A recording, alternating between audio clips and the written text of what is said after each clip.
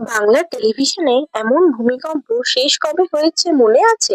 একসঙ্গে বদলে গেল দুই সুপারহিট রিয়েলিটি শোর দুই আইকনিক মুখ। একদিকে দাদাগিরি মানেই ছিল সৌরভ গঙ্গোপাধ্যায়, অন্যদিকে দিদি নাম্বার ওয়ান মানেই রচনা বন্দ্যোপাধ্যায়। কিন্তু 2026 সালে সব হিসেবই যেন ওলটপালট। প্রায় এক যুগের বেশি সময় ধরে দাদাগিরির মঞ্চে রাজত্ব করেছেন বাংলার মহারাজ সৌরভ গঙ্গোপাধ্যায়। তার স্টাইল, তার হাসি এবং তার উপস্থিতি ছিল এই শো এর প্রাণ। কিন্তু এবার সেই মঞ্চে আসছেন টলিউডের মেগাস্টার দেব। প্রথমে নাকি তিনি রাজিই ছিলেন না, কারণ সৌরভের মতো জনপ্রিয় সঞ্চালকের জায়গায় আসা যে কতটা বড় চ্যালেঞ্জ সেটা তিনি জানতেন।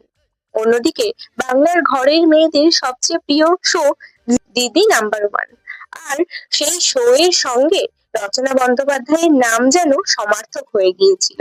কিন্তু এবার নতুন সিজনে আসছেন স্বস্তিকা মুখার্জি। শুধু সঞ্চালকই নন, বদলে যাচ্ছেন শো এর ফরম্যাট, সময় এবং উপস্থাপনার ধরনও। সৌরভ থেকে দেব, রচনা থেকে স্বস্তিকা, বাংলার টেলিভিশন কি সত্যিই নতুন যুগে পা রাখলো? কমেন্টে জানাবেন। আপনাদের মতে এই পরিবর্তনের মধ্যে সবচেয়ে বড় চমক কোনটা? কমেন্টে লিখুন।